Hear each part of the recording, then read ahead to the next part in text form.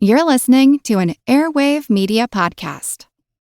Get cash for clothes at Plato's Closet in North Charleston and West Ashley. It's so easy. Recycle, earn cash, repeat. We pay cash on the spot for your trendy, gently used clothing, shoes, and accessories. At Plato's Closet, we buy all seasons, all day, every day. It's time to clean out your closet and cash in. Bring in your denim, graphic tees, athletic wear, shoes, handbags, and more. Sell your styles to Plato's Closet for cash. Then, do it again. Plato's Closet, located in West Ashley on Sam Rittenberg Boulevard and North Charleston on Rivers Avenue.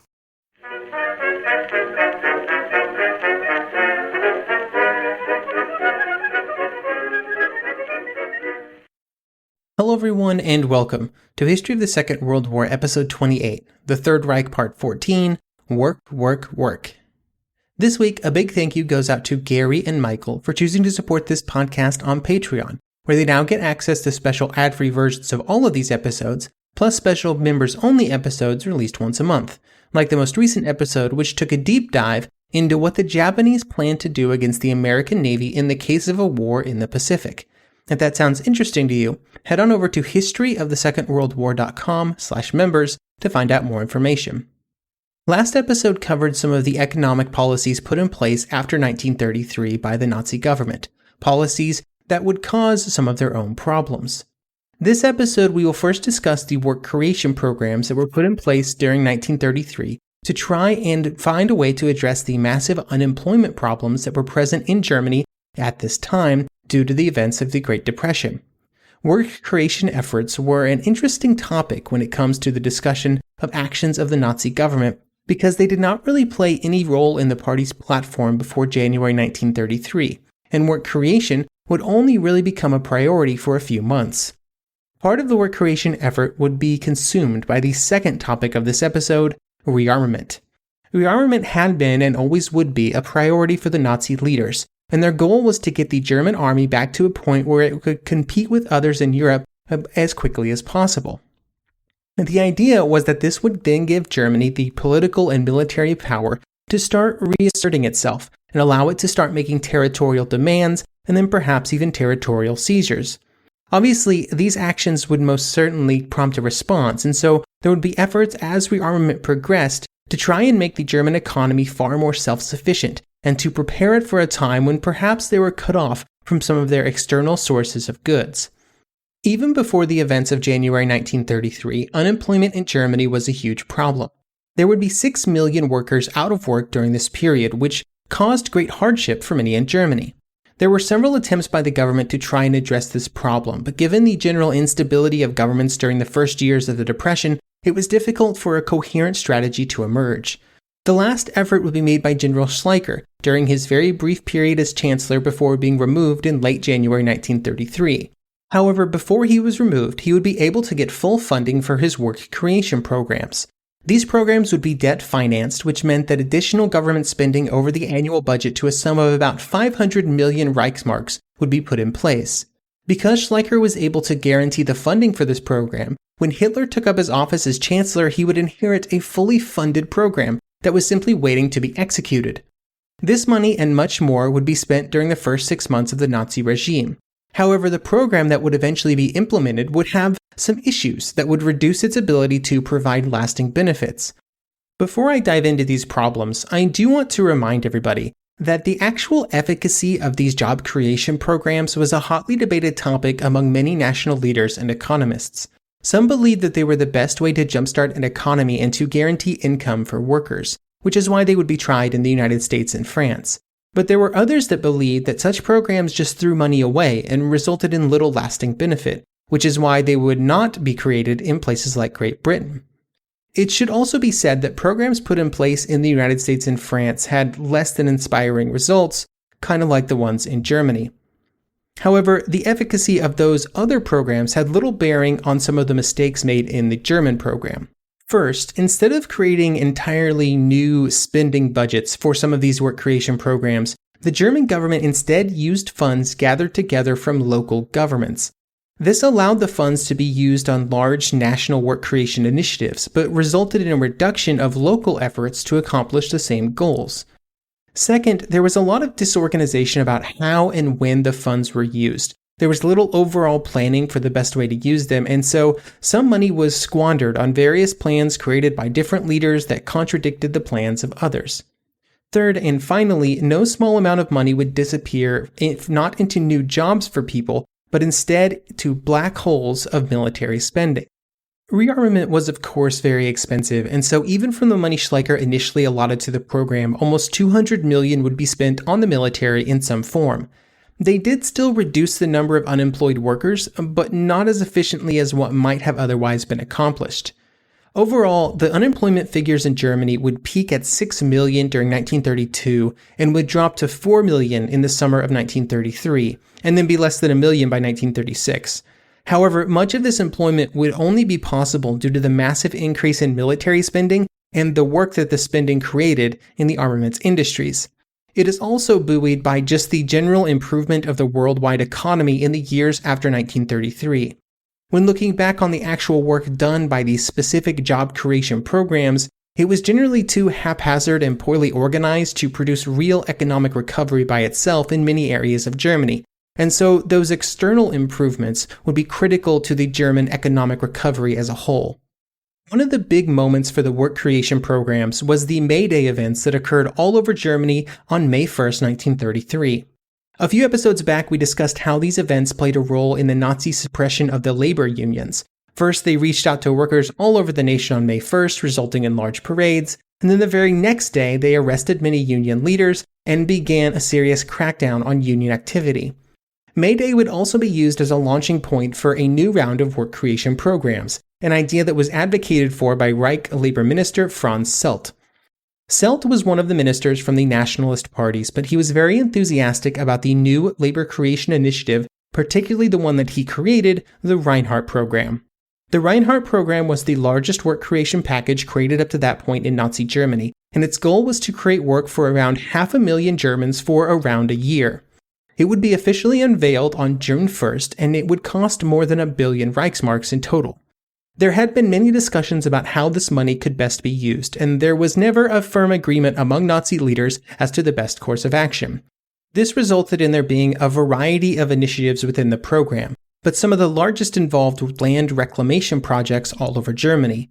These projects had two purposes: to provide more farmland, which would help Germany to become far more self-sufficient in agricultural products, and then also to allow for the settlement of urban workers in the rural areas of Germany. There were many problems with these plans, though. For example, there was not an adequate budget for housing and roads to connect this new reclaimed land to the outside world, or to provide somewhere for people to live if they wanted to move out of the cities and into the countryside. It was also just based on the false idea that land reclamation projects would work, with the result of them being a large increase in usable agricultural land, which would prove to be far more difficult to achieve than originally planned. The end result of the first Reinhardt program would be somewhat disappointing and would not employ as many Germans for as long as originally hoped.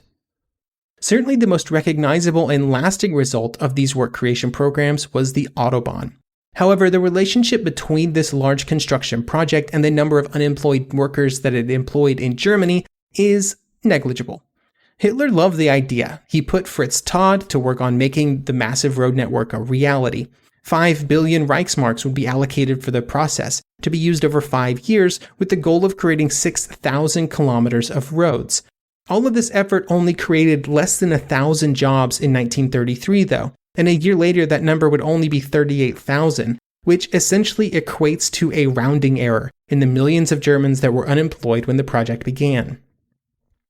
This would be just one of many projects where the goals in terms of employed workers were proved to be far outside of reality. But in the case of the Autobahn, there were many other reasons to build the network of highways, not least of which were military applications. In September 1933, the second Reinhardt program was launched. This time there would be a different approach. Whereas the first program had sought to use government funds to directly finance more jobs, this one tried to boost private industry. For example, instead of trying to directly fund the creation of housing, hundreds of millions of Reichsmarks were set aside to subsidize mortgages taken out in 1933 and 1934, with the hope that this would boost the housing market. But all of these efforts could do little to assist the workers that were most troubled by continuing unemployment, those in the cities. The situation improved during 1933 in rural areas, and that is where much of the drop in unemployment would be experienced. But by the last months of 1933, it stopped improving even in those areas. The unemployed numbers would stabilize at around 4 million for much of 1934. Even though unemployment remained high, though, even at this early stage, hundreds of millions of Reichsmarks were being funneled into rearmament activities, which at this point were being hidden under the budget category of special measures, and they had not really started to create the number of jobs that they later would within the German economy.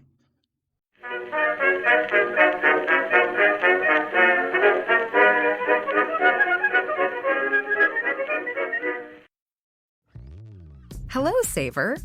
Whether you're saving for that trip to the tropics or saving for an emergency, now is the time to take advantage of Wells Fargo's savings options. Wells Fargo offers savings accounts that can help you save towards your goals. So, what are you saving for? Visit a Wells Fargo branch or wellsfargo.com/save to open a savings account today. Wells Fargo Bank, N.A., member FDIC.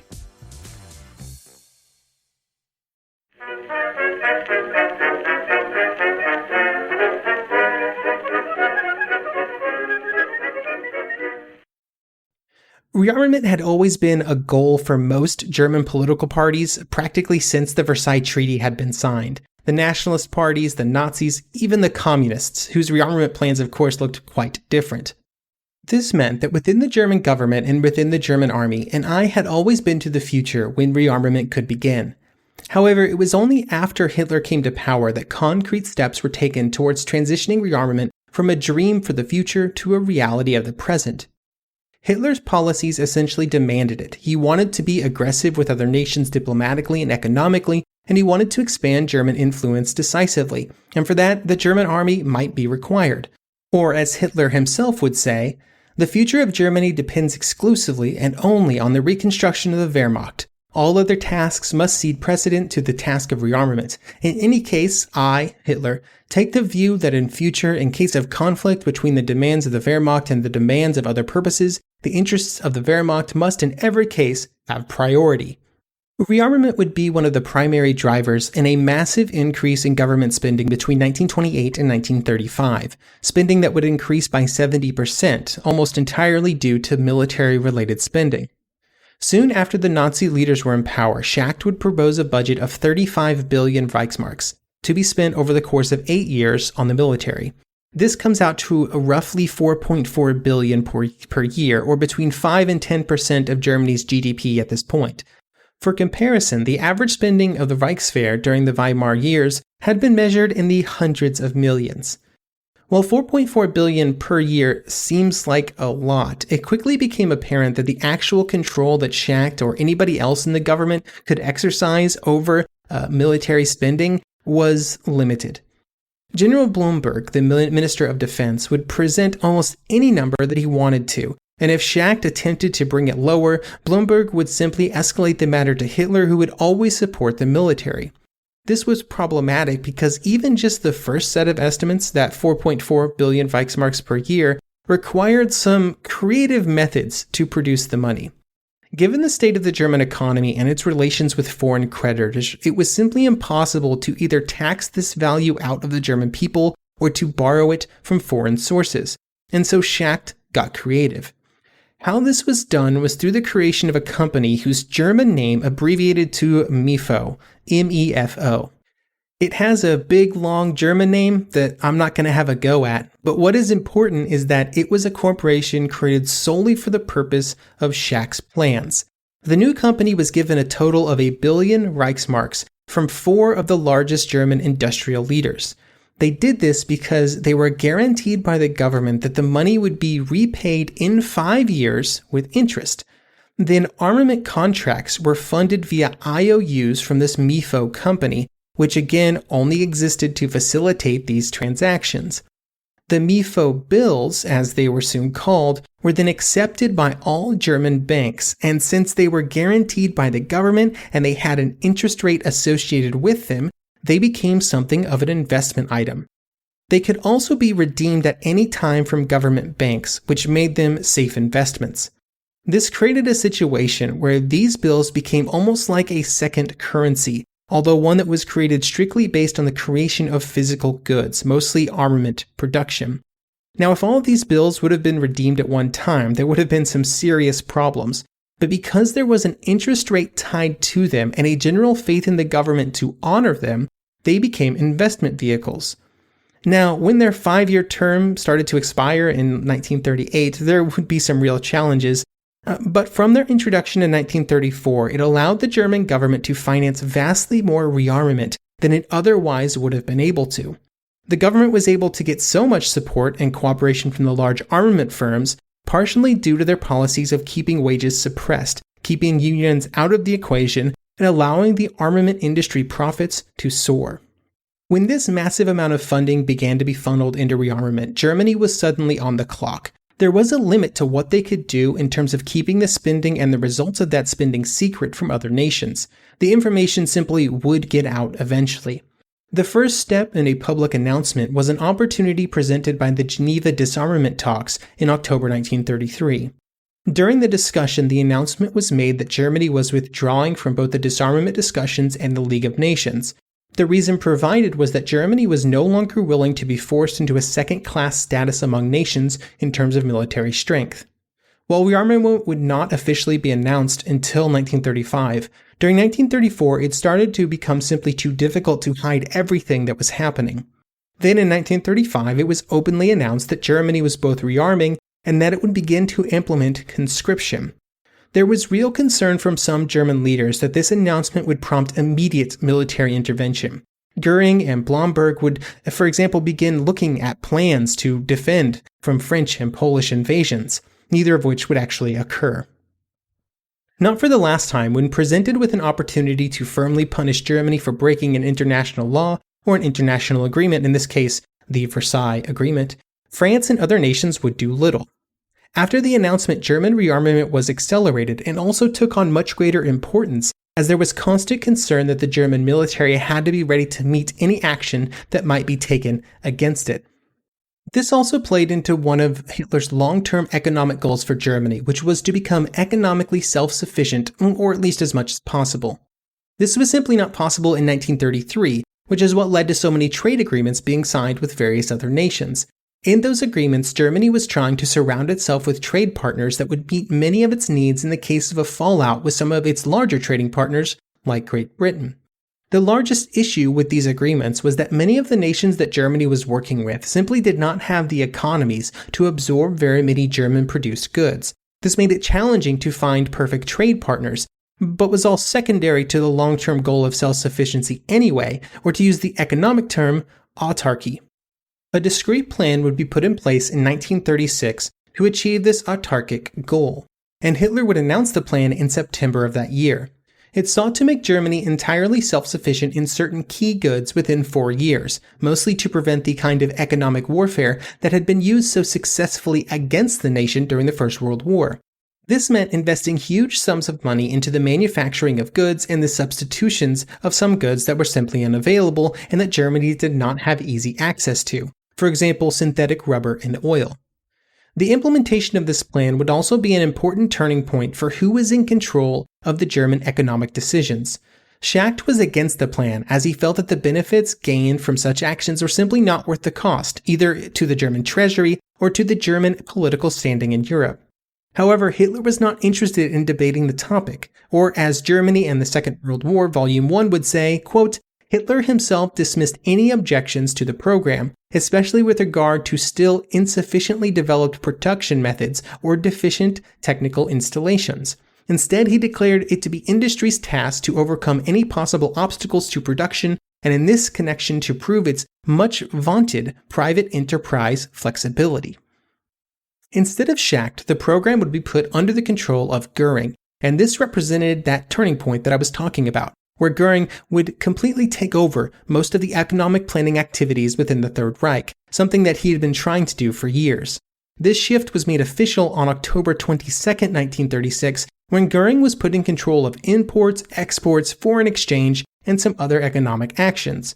Schacht was then forced to take orders from Goering until he would eventually resign in November 1937. Another facet of the 4-year program was greater economic control.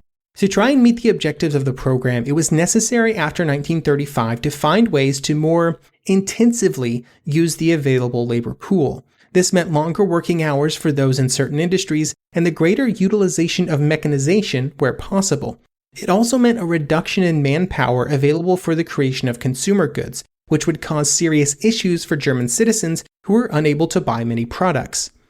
Eventually, manpower would have to simply be conscripted into certain industries, and in the summer of 1938, this would be put in place with a decree that allowed for mandatory employment to be placed on people for limited periods. Ideally, this would cause the most optimized allocation of labor to achieve the goals of the 4-year plan, although the results would still be a bit disappointing. No decisive improvements were achieved by the first years of the 4-year plan. The largest issue was agricultural production, which had been a serious problem for the German economy for many years, but only got worse as remilitarization and rearmament had ramped up. As more factory jobs were created in the urban areas, almost 1.4 million Germans would move out of rural areas and into cities by 1939. This created a manpower shortage which the government would find no easy way to resolve. There would be attempts to lure workers back into rural areas with programs like housing construction, but there would often be problems actually finding resources to allocate to these projects, and the housing construction project and others would fall apart simply due to lack of resources to execute them. This meant that the German economy was still heavily dependent on imported food, which made up almost half of all imports into the country in the late 1930s. These imports could not continue indefinitely, though, because Germany was becoming more and more indebted to countries that were exporting food products to Germany. It was very possible that a point would be reached where further credit would no longer be available. This resulted in a situation in which Germany would either have to reorient its economy towards export goods and not military production, or find some other way to get agricultural products. After about 1937, Hitler favored another way to get more, and it was to use the military to secure them, which will result in, well, I guess this podcast, if you look far enough in the future. The economy was not the only area that would be changed in Germany after 1933, and next episode we will take a look at some of the other changes that the Nazi government would put in place for the German government and the German society after it came to power.